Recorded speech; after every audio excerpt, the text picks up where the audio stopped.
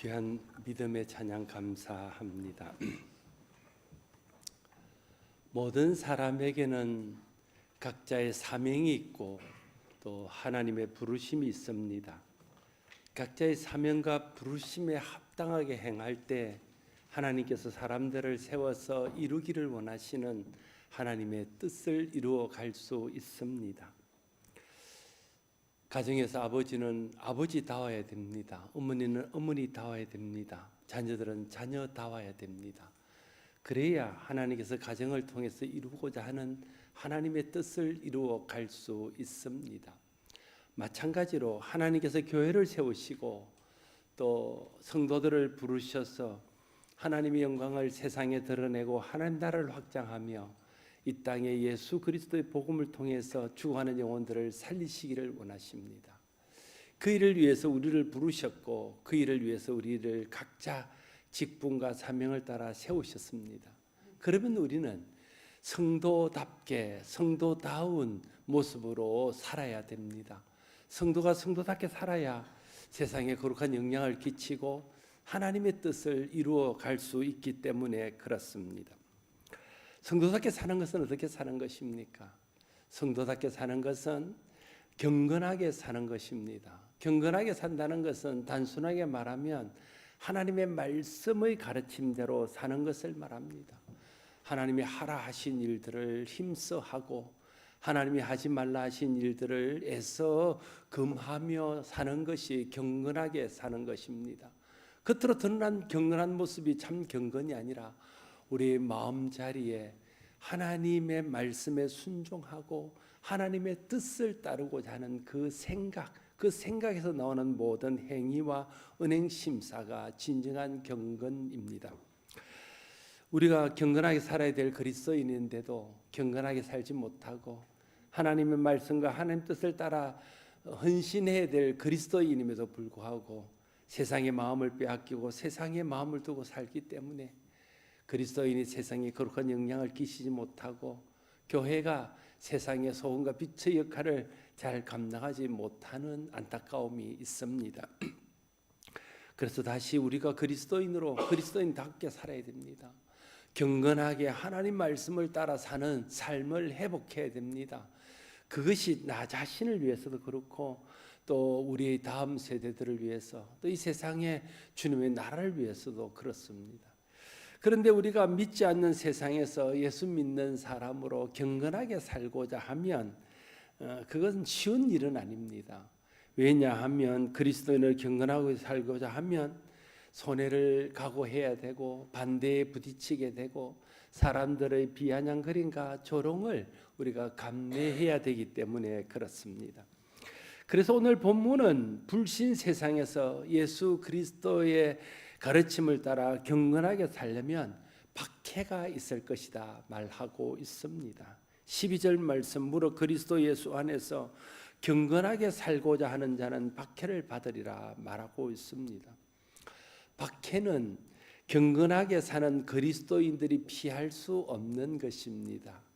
그래서 어떤 의미에서는 우리가 참된 그리스도인으로 경건하게 사는 그리스도인으로서의 표가 무엇이냐 묻는다면 그것은 박해라 말할 수 있을 것입니다. 박해가 없다는 것은 어쩌면 우리가 경건한 그리스도인으로 살지 못했기 때문이라고도 말할 수 있을 것입니다. 여기서 말하는 박해란 단지 육체적인 제한과 고통만을 말하는 것이 아닙니다. 예수 믿는 것 때문에 감내해야 할 손해와 불이익과 어려움들을 통칭해서 그걸 박해라 부르고 있습니다. 예수님께서 산상수훈을 말씀하시면서 먼저 우리 인간이 무엇이 복인가, 인간에 있어서 어떤 것이 복인가 하는 것을 가르친 소위 팔복을 말씀하셨습니다. 그 말씀을 하시면서 마태복음 5장 10절에서 12절에 이렇게 말씀하십니다. 의를 위하여 박해를 받는 자는 복이 있나니 천국이 그들의 것임이라. 나로 말미암아 너희를 욕하고 박해하고 거짓으로 너희를 거슬려 모든 악한 말을 할 때에는 너희에게 복이 있나니 기뻐하고 즐거워하라. 하늘에서 너희 상이 큼이라. 너희 전에 있던 선지자들도 이같이 박해하였느니라 말씀하십니다. 예수님께서도 너희가 의롭게 행하고, 의롭게 행하는 것도 하나님 말씀을 따라 행하는 것입니다. 하나님 말씀대로 사는 것이 의고 하나님 말씀에 불순종하는 것이 불입니다. 이게 의롭게 산다는 것이나 경건하게 산다는 것이나 하나님 말씀에 순종하며 산다는 것이나 같은 개념입니다. 의를 위하여 박해를 받는 자가 복이 있다 말씀하시면서, 천국은 그런 사람들에게 허락하는 곳이고 천국은 그런 사람들에게 주어지는 하나님의 보상이라는 사실을 말씀하고 있습니다. 그래서 우리가 경건하게 살고 의롭게 살고 예수 믿고 사는 것 때문에 사람들이 우리에게 욕을 하고 박해를 하고 우리를 거스르는 그런 말을 할 때에 속상해하거나 낙심하거나 염려하거나 경건하게 사는 것을 포기하는 대신에 오히려 기뻐하고 즐거워하라고 말하고 있습니다. 왜냐하면 그렇게 하는 것이 하늘의 상이 크기 때문에 그렇다 말하고, 우리뿐 아니라 우리 앞서간 믿음의 선진들도 다 그렇게 경건하게 살다가 박해를 당했다. 그래서 하나님 앞에 칭찬받았고 하나님의 상을 받았다. 그렇게 주님이 말씀하신 것입니다. 우리가 예수 믿는 것 때문에, 예수 믿는 사람답게 경건하게 사는 것 때문에 박해를 받는 것은 겉으로 볼 때는 고통처럼 보이고 겉으로 볼 때는 어려움처럼 보이지만 실상은 그것이 복이라는 것이 예수님의 가르침입니다. 예수 믿는 사람이 어려움이 있습니다. 물론 예수 믿는 사람이 당하는 모든 어려움이 다 복은 아닙니다. 경건하게 살고자 하다가 당하는 어려움이 하나님은 복이라고 말하고 있습니다. 예수 믿는 우리는 세상적인 이익과 사람의 환경을 스스로 포기하고 하나님의 칭찬과 상을 선택한 사람들입니다. 우리 스스로 그렇게 선택했다면 우리가 세상의 환경과 세상의 이익을 따라 살면 안 됩니다. 하나님의 상과 하나님의 칭찬을 바라고 살아야 되는 겁니다. 그게 그리스도인의 정체성입니다. 세상이 예수 믿는 우리를 싫어하고 사람들이 경건하게 사는 것 때문에 우리를 박해할 때에도 주께서 그것이 복이라 했으니 피하지 않고 세상과 타협하지 않고 경건하게 사는 사람이 참 그리스도인이요 참 하나님의 사람입니다. 우리가 선택해야 됩니다. 이 세상의 박해를 피하기 위해서 세상을 따라 살고 세상과 타협하며 살 것인지, 이 세상에 박해가 있을지라도 천국을 바라보고 하나님 주신 상과 하나님 주신 칭찬을 생각하며 박해를 감수할 것인지, 그걸 우리가 선택해야 되는 것입니다.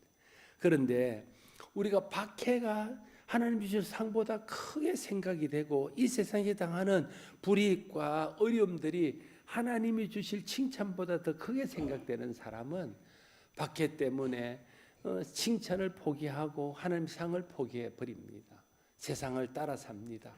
그러나 아무리 박해가 있어도 하나님이 주실 상이 크고 하나님께 받을 칭찬이 크다는 것을 아는 사람은 그 칭찬 때문에 그 상 때문에 박해받는 것을 두려워하거나 피하지 않습니다. 내 마음속에 박해가 큰가, 내 마음속에 하나님 주신 상이 큰가, 그것이 이 세상을 내가 경건하게 살 수 있는가 그렇지 못한가를 결정짓는 중요한 요소가 된다는 사실을 알 수 있습니다. 로마서 8장 18절에서 그래서 바울은 이렇게 말합니다. 우리가 현재 받는 고난은 장차 올 영광, 나타날 영광과 좋게 비교할 수 없다. 이 비교 대상이 아니라는 거예요. 지금 우리가 이 땅에서 당하는 예수 믿는 것 때문에 경건의 사람 때문에 당하는 불이익, 사람들의 조롱, 사람들의 비웃음, 내가 감내해야 될 손해, 이런 것들은 하나님께서 하나님의 나라에서 주실 그 영광과 비교하면 그건 아무 비교 상대가 안 되고 비교 대상이 안 된다, 이렇게 말하는 거예요. 그래서 바울은 그 상을 바라보고 나가기 때문에, 그 칭찬을 바라고 나가기 때문에 그 많은 고난과 그 많은 박해와 그 많은 어려움들을 기쁨으로 이겨내고 즐거움으로 참아낼 수 있었던 것입니다. 예수 그리스도를 위해서 박해를 받는 것을 영광스럽게 여기며 오히려 기뻐했던 사도들과 또 초대교회 백성들처럼 우리도 말씀을 따라 경건하게 살다가 받는 박해를 영광스럽게 이기고 하늘의 상을 생각하며 오히려 기뻐할 수 있어야 할 것입니다. 그래야 박해가 와도 경건하게 살 수 있습니다. 세상으로 마음을 빼앗기지 않고 경건한 믿음의 삶을 계속할 수 있습니다. 우리가 믿음의 삶을 살고 경건하게 살아야 이 경건하지 못한 세상에 하나님의 영광을 나타내고 하나님의 예수 믿는 아름다움을 드러낼 수 있을 것 아닙니까? 예수 믿는 사람들조차 경건하게 살지 않고 세상을 따라 산다면 누가 세상을 변화시키며 세상에 예수 믿는 아름다움을 어떻게 드러내어 보일 수 있겠습니까? 저와 여러분이 박해가 있을지라도 하나님께 받을 상이 그 박해와는 좋게 비교할 수 없고 이 땅에 손해와 어려움이 있을지라도 하나님이 갚으실 것, 하나님이 채워주실 공의의 하나님을 믿음으로써 그 박해를 뛰어넘어 경건하게 살아서 세상에 거룩한 영향을 드러내고 세상에 하나님의 영광을 드러내 보일 수 있는 우리 모두가 될 수 있기를 바랍니다. 바울은 성도가 박해 속에서도 경건하게 살기 위해서는 신앙의 뿌리를 성경의 가르침에 둬야 된다는 사실을 강조하고 있습니다. 14절과 15절에 이렇게 말합니다. 그러나 너는 배우고 확실한 일에 거하라. 너는 네가 누구에게 배운 것을 알며 또 어려서부터 성경을 알았나니 성경은 너희 너로 하여금 그리스도 예수 안에 있는 믿음으로 말미암아 구원에 이르는 지혜가 있게 하느니라 말하고 있습니다. 배우고 확신한 일에 거하라고 말하고 있습니다.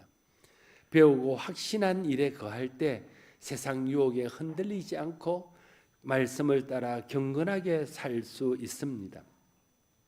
대부분의 성도들은 하나님 말씀을 몰라서 말씀대로 살지 않는 것이 아닙니다. 그동안 수많은 말씀을 읽었고 수많은 말씀을 들었고 수많은 말씀을 공부해서 웬만한 말씀은 알 만큼 압니다. 예수를 수십 년 믿었기 때문에 목사가 본문을 정하고 설교 제목을 전해도 대충 오늘 무슨 말씀을 할 것인지를 짐작합니다. 좋은 목사, 좋은 설교는 예상을 뛰어넘는 것입니다. 오늘 목사님이 이 말씀을 하시겠지 할 때 딴 말을 하는 겁니다. 그렇게 하려고 노력하는데 잘 안 됩니다. 말씀대로 전해야 되니까.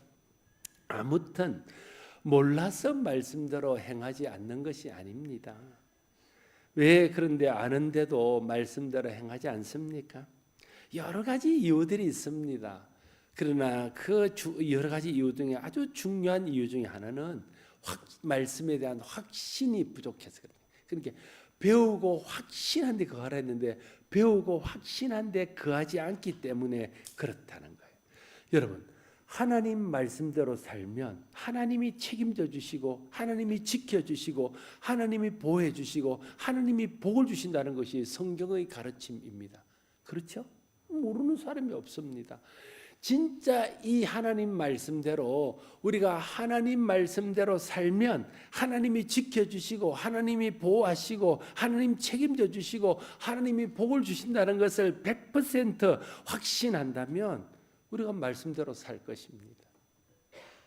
그런데 말씀을 알기는 아는데 확신이 부족하기 때문에 말씀대로 살지 못하는 것입니다. 특별히 박해가 오면 말씀대로 사는 데에서 설거물이 물러서서 흔들립니다.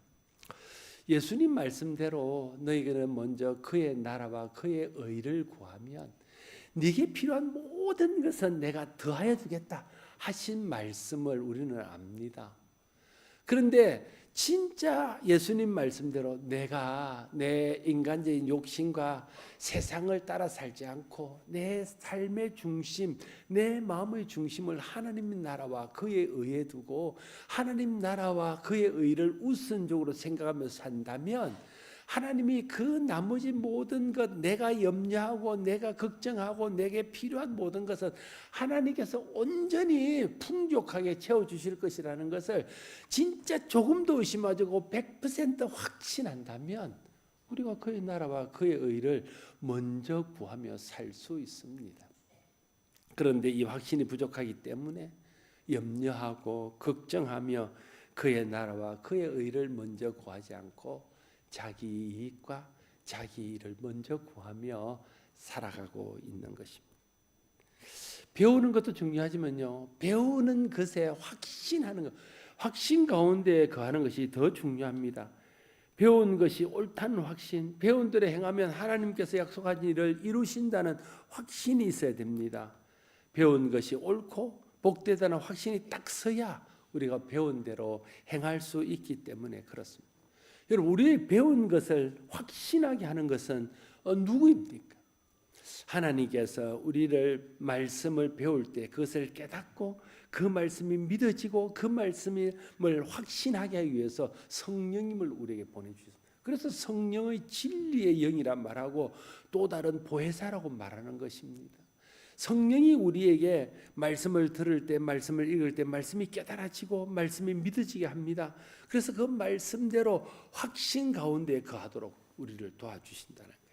그러니까 여러분, 말씀을 들을 때 성령님께서 역사하셔서 말씀이 깨달아지고 말씀이 믿어지고 내가 이 말씀을 100% 확신할 수 있도록 도와달라고 성령의 도우심을 구하고 성령 충만을 구하고 성령 충만해야 됩니다. 그래야 말씀의 확신 가운데 우리가 설 수 있습니다. 배우고 확신한 일에 거하라 말합니다. 여러분, 거한다는 말은 계속 그것에 머물러 있으라는 의미입니다. 한번 그냥 그 말씀을 듣고 끝내는 것이 아니라 계속 그 말씀 가운데 머물러 있으라는 뜻이 배우고 확신한 일에 거하라 할 때 그 거한다는 말의 의미입니다. 배우고 확신한 일에 계속 머물러 있는 것이 중요합니다. 여러분, 말씀을 배우고 깨닫고 확신한 일에 계속 머물러 있어야 됩니다. 은혜 가운데 계속 머물러 있어야 됩니다. 그래야 배우고 확신한 일이 내 삶에 영향을 미치고 내 삶에서 계속 일어나는 어떤 선택의 순간 또 어떤 결정의 순간에 그게 영향을 미친다는 거예요. 그것이 내 삶을 인도하고 내 삶을 바르게 한다는 거예요. 배우고 확신한 대로 살 수 있도록 우리를 이끌어 주십니다. 배우고 확신한 일에 계속 머물러 있기 위해서 우리가 말씀을 묵상하는 것이 중요합니다. 말씀을 묵상하고 계속 그 말씀을 내 삶에 적용하고 말씀대로 순종하기를 힘써야 됩니다. 여러분, 말씀을 묵상하고 그러면 그 말씀이 계속 내 속에 머물러 있습니다. 그리고 그 말씀이 묵상된 말씀대로 내가 내 삶에 적용해서 순종하기를 힘쓰면 말씀대로 내 삶을 순종하면 하나님께서 그 말씀의 약속을 이루어 주는 것들을 우리가 경험하게 될 것입니다. 그러면 그것이 내게 확신이 되어서 내가 말씀의 확신 가운데 거할 수 있게 됩니다. 왜 확신이 안 서냐 하면 우리가 말씀을 경험하지 못하기 때문에 확신이 서지 않습니다. 경험을 해야 확신이 생깁니다. 경험을 안 하면 확신이 안 생겨요. 제게 손녀들이 생겼습니다. 한 번씩 집에 와요. 혼자서 키우기 힘드니까 와서 엄마한테 또 아버지한테 아기를 맡겨놓고 좀 쉬기도 하고 좀 먹고 싶은 것도 먹기도 하고 이렇게 갑니다. 처음에는요, 아이들이 저나 할머니를 무서워해요. 그리고 엄마가 나가면 막 울고 막 땡깡을 부립니다. 두려움 때문에. 그래서 이제 한 번, 두 번 우리가 계속 있어봐도 우리가 나쁜 사람이 아니고 우리가 안고 있다가 지 엄마가 잠깐 안 보이도 좀 있으면 돌아오고 하는 것에 대한 확신이 생기는, 몇 번 하다 보니까 확신이 생겨요. 그러다가 이제 엄마가 밖으로 나가요. 문을 열고 밖에 나가도 우리 엄마가 영 안 오는 게 아니고 밖에 나갔다 일을 보고 어느 순간 오더라 하는 확신이 딱 생기니까 이제 엄마 아빠가 어디 가도 우리 품에 안겨서 빠이빠이를 합니다. 경험이 중요해요. 경험이 계속 쌓이면 그게 확신이 되는 거죠. 우리가 말씀의 경험은요, 순종을 통해서 되는 거예요. 내가 말씀을 묵상해서 하나님 말씀대로 살면 하나님이 이루어 주실 것이라는 생각이 들어서 그 말씀에 순종하고 그 말씀을 내 삶에 적용해서 살면 진짜 말씀대로 순종할 때에 하나님 약속한 약속이 이루어지는 것을 경험하게 되는 겁니다. 그 경험들이 자꾸만 쌓이면 그게 확신이 딱 돼요. 왜 기도합니까? 기도 안 해본 사람들은 기도 안 합니다. 기도해보고 기도의 응답을 받아본 사람이 기도를 하는 거죠. 왜냐하면 기도의 응답을 계속 받다 보면 기도에 확신이 생겨요. 기도하면 하나님이 응답하시는구나. 그 확신이 생기면 어려울 때 기도하는 것이죠. 그러니까 우리가 어떤 말씀에 순종하고 어떤 말씀에 계속 적용하다 보면 그 말씀대로 되는 것들을 경험하게 되고 그 경험이 확신이 되면 우리가 확신 가운데 거할 수 있게 된다는 거예요. 그러니까 우리가 말씀을 읽고 들을 때는 성령을 도움을 구하고 그래서 성령께서 확신을 우리에게 주시기 위해서 기도하고 그렇게 확신이 생겼으면 그 말씀을 계속 묵상하며 내 마음속에 머물러 있게 했다가 내가 어떤 선택의 순간, 결정의 순간에 그 하나님이 주신 그 말씀대로 순종하고 말씀을 내 삶에 적용하면 그 하나님이 약속한 대로 이루시는 것들을 경험하게 돼서 그 경험이 쌓이고 그 경험이 축적돼서 내가 확신이 된다는 거예요. 그러면 우리가 배우고 확신한 일에 거할 수 있게 됩니다. 저와 여러분이 하나님 말씀을 읽고 들을 때에 성령의 도우심을 구하고 성령께서 깨닫게 하시고 믿어지게 하시고 확신하게 하는 은혜가 임하기를 바랍니다. 뿐만 아니라 그렇게 확신한 말씀을 계속 묵상하고 살다가 내 삶에 적용해야 될 때, 내가 순종해야 될 때 믿음으로 적용하고 믿음으로 순종함으로 하나님께서 그 약속대로 이루는 것들을 경험하고 그 경험치가 계속 쌓여져서 여러분의 확신이 깊어짐으로 모든 일들을 확신을 따라 행할 수 있는 저와 여러분 모두가 될 수 있기를 바랍니다. 디모데는 어려서부터 경건한 외조모와 어머니로부터 하나님 말씀을 배웠습니다. 특별히 사도 바울로부터 복음을 배웠습니다.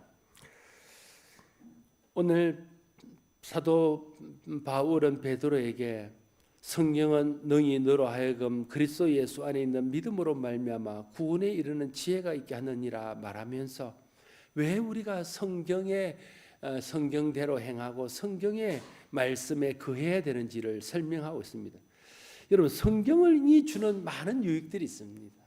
여러 유익들이 있지만 성경이 주는 가장 큰 유익 또 성경이 주는 첫 번째 유익은 성경이 우리로 하여금 그리스도 예수 안에 있는 믿음으로 말미암아 구원에 이르는 지혜가 있게 하는 것입니다. 여러분 성경은 구원을 위해서 기록된 책입니다. 성경은 예수 그리스도를 증거하는 책이고 성경은 예수 그리스도를 믿어 구원받는 도를 가르쳐주는 책입니다. 그래서 여러분 성경 읽지 않고 말씀 듣지 않고 믿을 수 있는 사람은 아무도 없습니다. 세상에 우리보다 지혜로운 사람들이 얼마나 많습니까? 우리보다 더 현명하고 똑똑한 사람들이 얼마나 많은데 우리보다 더 선하고 마음이 부드러운 사람들이 얼마나 많습니까? 그런데 그 사람들은 예수 믿지 않아요. 우리는 어리석고 지혜가 부족하고 성질도 좀 못됐는데 예수를 믿어요. 차이는 무엇입니까? 그들이 말씀을 모르기 때문에 그런 거예요. 하나님 말씀 듣지 않고 하나님 말씀 읽지 않고 성령의 역사 없이는 누구도 예수를 주시라 할 수 없어요.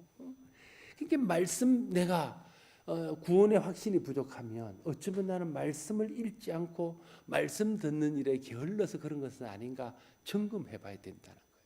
말씀이 우리에게 예수 믿고 구원받는 지혜가 있게 하는 책이기 때문에 말씀을 읽고 말씀을 들으면 구원의 확신이 생길 수밖에 없습니다. 요한복음 5장 39절에서 예수님 말씀하시기를 너희가 성경에서 영생을 얻는 줄 생각하고 성경을 연구하거니와 이 성경이 곧 내게 대하여 증언하는 것이라 말하고 있습니다. 성경이 예수님에 대해 증언하는 것이고 성경이 구원에 대해서 말하는 것. 다시 말하면 성경은 예수 믿어 구원받는 도를 우리에게 증거해 주는 것이다 말하고 있습니다. 저와 여러분이 말씀을 진지하게 읽고 말씀을 깊이 있게 들음으로써 우리가 구원의 도를 깨닫고 구원의 확신이 더 깊어질 수 있기를 바랍니다. 구원의 확신이 깊어야 세상에 흔들리지 않고 경건하게 살 수 있습니다. 구원이 확신해야 그래야 우리가 어떤 상황 가운데서도 예수 그리스도의 믿음에서 떠나지 않고 끝까지 믿음을 지키며 천국을 소유할 수 있습니다. 성경이 우리에게 주는 유익은 구원의 도를 깨닫는 것 외에도 또 예수를 믿어 얻는 유익을 16절은 이렇게 말합니다. 모든 성경은 하나님의 감동으로 된 것으로 교훈과 책망과 바르게 함과 의로 교육하기 유익하니 말하고 있습니다. 모든 성경은 하나님의 감동으로 된 것이라 말합니다. 여러분, 성경이 몇 년에 걸쳐서 쓰여졌을까요? 요한계시록에서 창세기에서 요한계시록까지가 다 쓰여지는데 걸린 시간이 얼마나 걸렸을까요? 요한계시록에서 창세기에서 요한계시록까지 쓰여지는데 걸린 시간이 1500년. 1500년에 걸쳐서 성경이 쓰여졌습니다. 몇 명이 성경을 썼을까요? 몇 명이 대략적으로 성경을 보면 약 40명의 사람이 성경을 기록했어요. 40명에 의해서 성경이 기록되었습니다. 그들의 직업은 목자, 족장, 왕, 선지자, 제사장, 세리, 어부, 의사, 장막 짓는 사람 등 다양했습니다. 기록된 장소도요, 이스라엘 안에서만 기록된 것이 아니라 흩어진 여러 장소에서 기록되었습니다.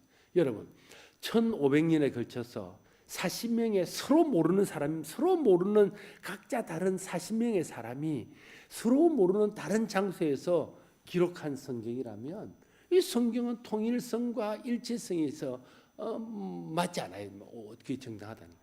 그런데 이 창세기부터 요한계시록까지는 마치 한 사람이 한 장소에서 계속 기록한 것처럼 완벽한 통일성과 일치성을 가지고 있습니다. 그 이유는 다양한 사람이 다양한 장소에서 다양한 시간대에 기록하였지만 그들이 자기의 생각이나 자기의 사상을 기록한 것이 아니라 모두 하나님이 깨닫게 하신, 하나님의 마음에 감동하게 하신 하나님의 뜻을 기록했기 때문에, 그래서 1500년에 걸쳐서 400명의 사람이 각자 다른 장소에서 기록했지만 완벽한 통일성과 일치성을 갖고 있는 것입니다.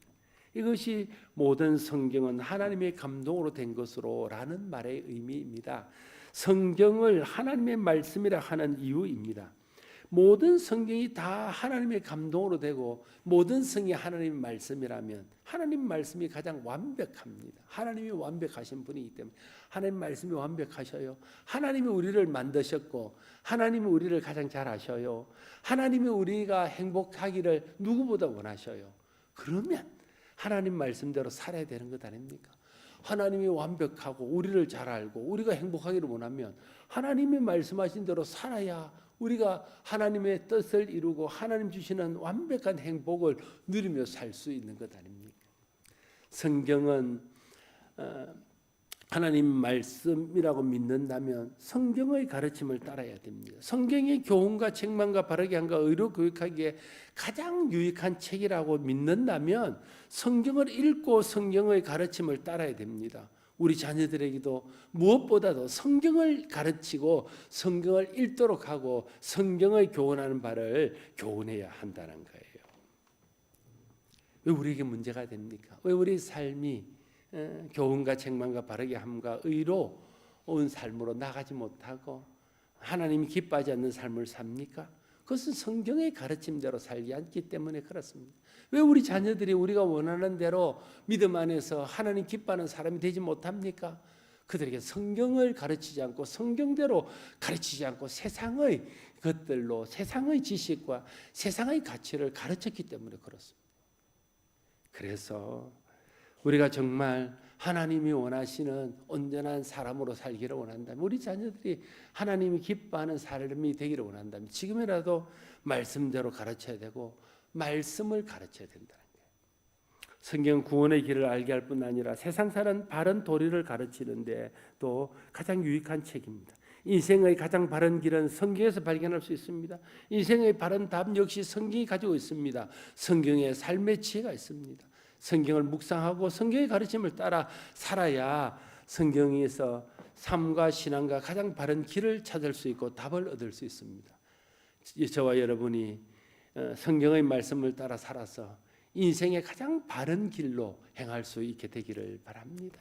또한 성경은 하나님의 사람을 온전하게 한다고 말합니다. 또한 모든 선한 일을 행할 능력을 갖춘다고 말하고 있습니다. 여러분, 영적으로, 신앙적으로, 육적으로 온전하게 하는 것이 하나님 말씀입니다. 하나님 말씀이 능력입니다. 하나님 말씀이 우리로 하여금 하나님의 뜻을 따라 행할 수 있도록 힘과 능력을 공급하여 줍니다. 사랑하는 성도 여러분, 경건하게 살고자 하면 박해가 있을 것이라고 말합니다. 그러나 경건하게 살다가 박해를 당하면 하늘의 상이 크다고 또한 주님이 말씀하십니다. 하늘의 상을 바라보고 경건하게 살아야 세상에 하나님의 영광이 드러나고 우리도 하늘의 상을 받을 수 있습니다. 사람들은 이 세상이 다인 것처럼 온통 이 세상의 것에 관심을 두고 이 세상의 것을 위해서 살아갑니다. 예수 믿는 사람들조차도 이런 풍조의 마음을 빼앗겨서 성도다운 삶을 살지 못하고 경건하게 살지 아니하고 세상을 따라 살아가는 안타까움이 있습니다. 이제 우리가 예수 그리스도의 십자가 은혜로 구원받고 하나님 자녀가 된 사람으로 주님 주시는 말씀을 따라 경건하게 살고자 다시 노력해야 됩니다. 세상이 주는 만족과 즐거움을 쫓아가는 것이 아니라 하나님의 영광을 위해 하나님 나라와 그의 의를 위해 자기를 부인하고 절제하며 경건하게 살아야 됩니다.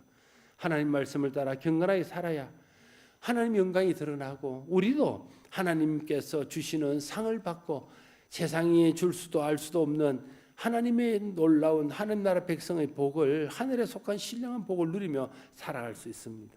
성경을 통해 배우고 확신한 바에 굳게 서서 말씀의 가르침을 따라 경건하게 살아서 세상의 칭찬이 아닌 하나님의 칭찬을 받고 세상의 상이 아닌 하나님의 상을 받는 저와 여러분 모두가 될 수 있기를 바랍니다.